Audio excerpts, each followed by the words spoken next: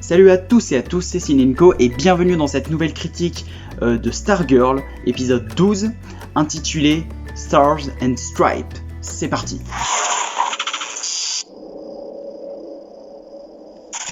Alors comme dans toutes les critiques, il y aura une partie spoiler et non spoiler de la vidéo, et la partie spoiler sera indiquée sur le titre de la vidéo avec le timecode indiqué, donc sans plus attendre, c'est parti.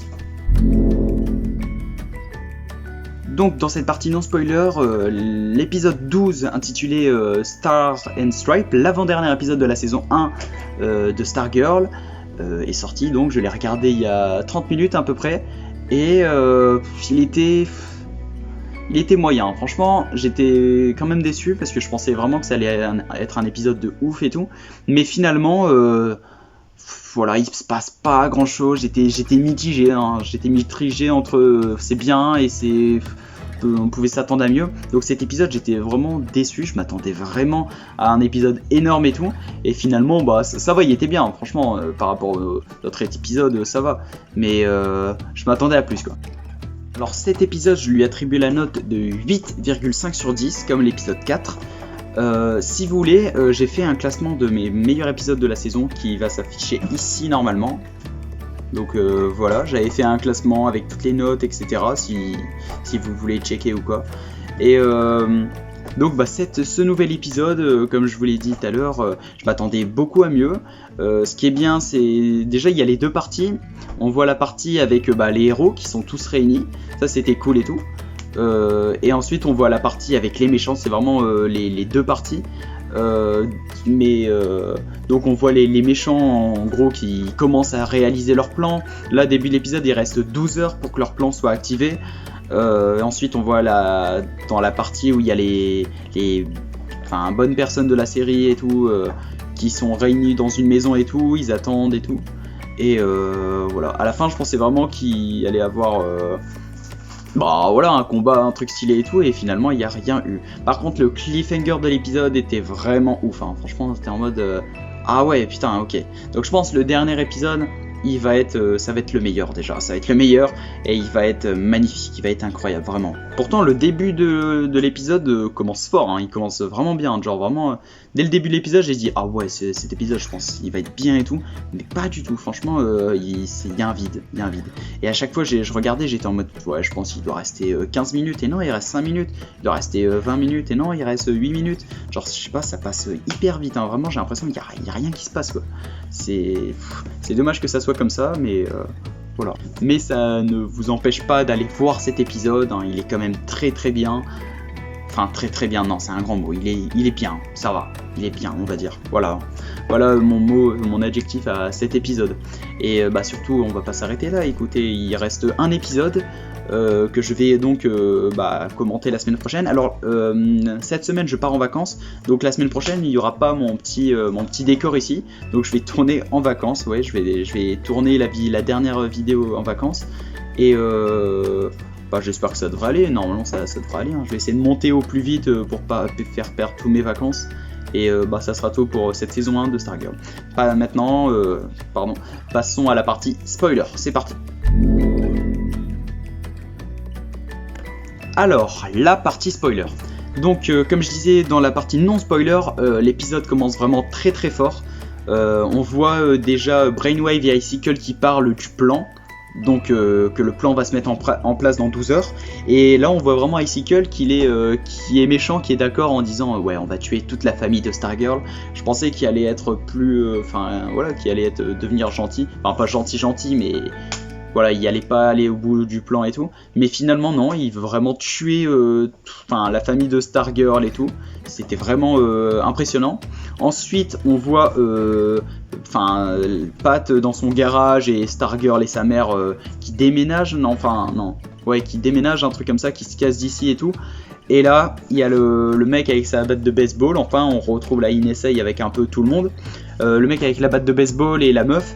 Il y a eu le combat avec Pat et le mec avec la batte de baseball, je sais plus son nom, faudrait que je le retrouve, je sais plus. Et le combat était vraiment hyper stylé entre Pat et tout, on savait pas du tout qui avait gagné. On voit Mike qui fait un truc bien,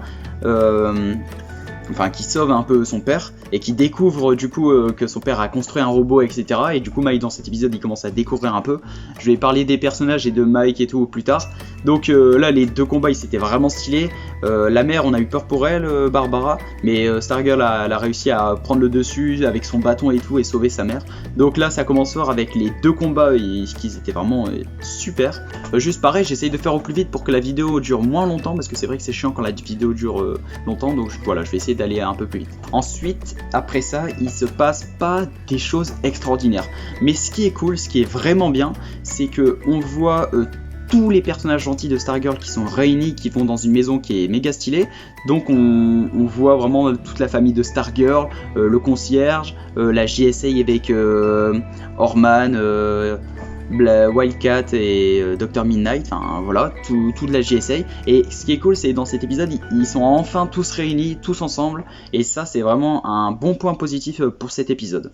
Et au contraire, parce qu'il y a ça c'était cette partie un peu gentille, etc. qu'on suit, et il y a la partie méchant entre guillemets, où on voit Brainwave et le Dr King qui mettent en place ce plan. Il y a d'ailleurs les effets spéciaux sont très bien faits dans cet épisode. Franchement, quand il y a Brainwave qui enfile son casque, qui met des éclairs partout pour réaliser son plan, c'était vraiment très bien fait. Et du coup on voit la partie méchant où il y a Dr King et Brainwave qui mettent en place le plan. Icicle, je pense pas qu'on non, on le revoit pas, il me semble qu'on le revoit pas dans l'épisode. Et on voit le hacker à la fin qui hack le casque de Beth. On voit le mec avec la batte de baseball et la meuf qui se sont fait défoncer qui sont là, présents, ça c'était cool. Et il y a même la violoniste du coup qui meurt je pense par une flèche dans le cœur de la meuf. Désolé pour les prénoms, je retiens pas tous les prénoms. La violoniste, je suis choqué qu'elle meure, je pensais qu'elle allait avoir un rôle plus important. Parce que là c'est vrai que dans la série, franchement elle a servi à rien, elle a rien fait. Donc voilà un peu ces deux parties qu'on suit au fur et à mesure. Du coup après on voit Icicle qui parle vite fait à ses parents sur son fils, etc. Ensuite il y a la scène avec la violoniste qui parle à un certain Isaac. Je sais pas c'est qui, je pense que c'est le fils du mec avec sa batte de baseball. Voilà, des scènes comme ça qu'ils ont rajoutées, ok, pourquoi pas. Ensuite on voit Brainwave qui parle vite fait à Cindy. Il y a ce Shive qui est toujours enfermé d'ailleurs. Donc voilà, il lui dit qu'elle a merdé, qu'elle sert plus à rien, qu'elle est délaissée. Donc voilà, on monte de plus en plus le fait qu'il est méchant et qu'il est convaincu par ses convictions. Et voilà, ils ont mis, enfin voilà, il y a des scènes comme ça en plus. Je vais pas trop en parler parce que voilà, c'est pas plus intéressant. Ensuite, une fois qu'on a vu Dr King et Brainwave mettre leur plan, donc enfiler le casque, il y a Beth qui reçoit le signal grâce à ses lunettes. Alors Beth dans cet épisode, je l'ai trouvé vraiment bien. Genre on voit qu'elle est utile grâce à ses lunettes et tout. Et du coup, elle a découvert qu'il y avait un problème avec Brainwave, qu'il y avait une connexion dans la ville, etc. À un moment même elle parle à Yolanda en disant si ça va, parce que Yolanda elle est toujours choquée par la mort d'Henry mais elle veut pas trop l'assumer. Ensuite voilà, on voit la vie dans la nouvelle maison qui est d'ailleurs méga stylée, je sais pas d'où elle sort. On a vu le robot de Pat qui est stylé. Ce qui est bien dans cet épisode, un point positif aussi, c'est qu'on voit pas mal le robot, le robot de Pat. Je sais pas pourquoi il est pas mis autant que ça en valeur dans la série. Je sais pas si c'est un problème d'argent, parce que je pense pas qu'ils ont des problèmes d'argent, mais c'est dommage parce que ça fait vraiment stylé, on voit le robot et ça te fait un effet quoi. Ensuite du coup on voit le concierge qui parle avec Rick. Voilà, Rick évoque la mort de ses parents que la NSA lui ont pris. Voilà, c'est une scène un peu touchante, etc. Et parce que le concierge c'est un ancien Shining Knight, à ce que j'ai compris maintenant. Je pense qu'il y aura une grosse bataille avec tout le monde à la fin et avec lui. Donc voilà, il se passe un peu des discussions par-ci par-là dans cette maison. Ensuite, nous voyons Courtney qui va dehors un peu faire la garde de nuit vite fait, à ce que j'ai compris. Et on voit Mike qui la rejoint et qui commence à parler. Et c'est une des premières fois où j'ai ressenti vraiment un attachement pour Mike. Donc Mike dans cet épisode il est vraiment très très bien, parce que déjà on est content pour lui parce qu'il commence à apprendre la vie de Pat et Courtney depuis plusieurs jours, semaines, Et il a sauvé Pat au début avec la perceuse qui était hyper courageux de sa part. Et là on voit quand il parle avec Courtney, il se dit vas-y ma soeur c'est pas une merde et tout, c'est vraiment une meuf méga stylée et tout. Et il se rend compte qu'il a la chance d'avoir cette soeur, il parle du bâton etc, qui a même essayé de toucher pour voir s'il peut obtenir ses pouvoirs. Et franchement cette scène était vraiment super jolie à voir entre Mike et sa soeur, c'était hyper attachant. Ensuite, toujours dans la maison, on voit un peu Pat qui s'explique à Barbara en disant que faut garder un secret comme ça parce que c'est dangereux pour vous, etc. Comme dans toutes les séries de super-héros. Bah voilà, Barbara elle a été assez incompréhensive, je pensais qu'elle allait plus lui faire la gueule que ça, mais non, ça va en fait.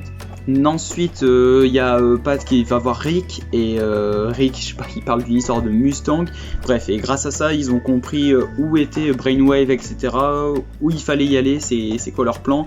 Ensuite, il y a Beth qui montre les images, et c'est à partir de là où ils sont tous réunis autour de la table, et ils voient ce que la NSA compte faire, et donc, elle compte, ce que j'ai compris, zombifier les cerveaux de toutes les personnes, de 100 millions de personnes, sauf que 25% des personnes vont se faire tuer, en gros, et Brainwave doit contrôler tout ça, je pense. Voilà, j'ai hâte de voir l'épisode 13, donc. Ensuite, après ça, il prépare un plan pour un peu les arrêter, et on arrive à la fin où il y a Stripesy qui part avec Stargirl dans les tunnels, etc. On voit la Barbara qui parle avec Beth pour hacker les ordinateurs, et Beth essaye de un peu les diriger. C'est un peu son rôle dans la série qu'ils doivent faire, c'est que Beth un peu dirige un peu, enfin tout le monde quoi. Et on voit le Horman, Wildcat et le concierge qui partent dans un autre tunnel pour faire arrêter un autre truc, je sais plus trop. Bref, ils élaborent un plan pour arriver à la fin. Je pensais vraiment qu'il allait y avoir un truc hyper stylé, une rencontre avec Dr. King ou quoi, mais non, pas du tout. Franchement, c'est passé hyper vite la fin. Et bah là, on apprend qu'il reste 30 minutes pour que les cerveaux soient contrôlés, entre guillemets, à la fin de l'épisode. Et on voit que ça commence à le faire. Donc il y a Barbara qui a été... Enfin, le cliffhanger, c'est qu'il y a tout le monde qui a été hypnotisé, entre guillemets, où il marche plus, enfin... Même Pat et tout. Enfin, il y a Pat, le concierge, Barbara, et après je sais pas pourquoi les autres justiciers masqués ont pas été hypnotisés. Je vais dire hypnotisés, ça sera plus simple. Donc on voit vraiment qu'ils commencent à être hypnotisés, le plan se met en place, etc. Après je trouve ça pas très original que le plan c'est encore de contrôler les humains, etc. Il y a beaucoup de séries que je connais où ça parle de ça, donc c'est un peu dommage, mais après c'est pas grave. Donc voilà le gros cliffhanger où il y a tout le monde qui est contrôlé, et on peut que compter sur ceux qui restent. Donc ça va être assez compliqué, hein, surtout que la NSA ils sont pas mal quoi. Voilà pour cet épisode. Bon, donc au niveau des personnages, Courtney est toujours bien, elle a pas fait de choses exceptionnelles, on l'aime bien toujours. Pat, il est vraiment cool, il est vraiment bien, on voit vraiment que c'est le gars sur qui on peut compter, qui élabore des plans, surtout avec son robot qui est méga puissant. D'ailleurs, la scène se finit où il donne un gros coup de poing à Stargirl, donc je sais pas s'il y aura l'épisode suivant va commencer avec un combat entre Stargirl et Stripesy, je pense. Ensuite, Beth était meilleure dans cet épisode, elle a servi à quelque chose, voilà, elle a eu un mini développement des personnages avec ses lunettes où elle s'est un peu améliorée. Yolanda, on la voit pas beaucoup, on sait juste qu'elle est triste avec Henry, on la voit juste vite fait à la fin. Rick, ça va, il y a eu du dialogue, etc. Il parlait de son père, il a trouvé, j'ai pas trop compris l'histoire avec la Mustang, mais bref, grâce à ça, ils ont retrouvé... la salle et tout de la NSA, comment ils comptent élaborer leur plan et où. Donc voilà, c'était cool. Le concierge, je l'appelle le concierge Shining Knight, ça sera mieux, plus stylé. Bon, il n'y a pas trop servi à cet épisode, mais c'est cool qu'il soit réuni avec les autres. Barbara, elle est vraiment cool aussi dans cet épisode. Voilà, rien un de spécial. Elle a un peu servi dans le combat au début, et ensuite c'est cool qu'elle accepte les autres. Et ensuite, Mike qui est vraiment très très bien dans cet épisode, on s'y attache plus. Il a fait des trucs, franchement c'est cet épisode où on s'y attache le plus à Mike, hein, franchement. Et voilà, après je sais qu'il va rien faire de spécial, même Pat lui a confié de garder le chien. Et sinon voilà, au niveau des personnages. Ensuite les méchants, Brainwave toujours incroyable, Dr. King on le voit pas beaucoup, mais voilà, il est mystérieux, on verra. Icicle, on sait pas, il est un peu douteux. La meuf et le mec avec la batte de baseball, j'espère qu'ils seront dans le combat final, ça serait vraiment bien. Et sinon, ils étaient cool à voir et à se combattre et tout. Voilà, au niveau de cet épisode, rien à rajouter. Donc au final, il était bien, je m'attendais vraiment à mieux. Mais c'est vrai que le début commence bien. Après, il y a un gros trou. On voit le plan des méchants et les gentils un peu parler, etc. Et la fin, le cliffhanger qui est vraiment bien. Et ça nous donne envie de voir le dernier épisode qui sort la semaine prochaine, que je critiquerai avec vous. Je serai donc en vacances, mais il n'y a pas de souci, ça va pas changer pour vous, juste le décor va changer. Donc voilà pour cette vidéo, voilà, laissez des commentaires, ça me plaît, genre vraiment de voir des commentaires, ça me donne la motivation de continuer à critiquer d'autres séries. Les pouces bleus, vous pouvez en lâcher, c'est toujours agréable d'en recevoir, et surtout abonnez-vous, hein, écoutez, et je vous souhaite une bonne soirée ou bonne journée, et à la semaine prochaine.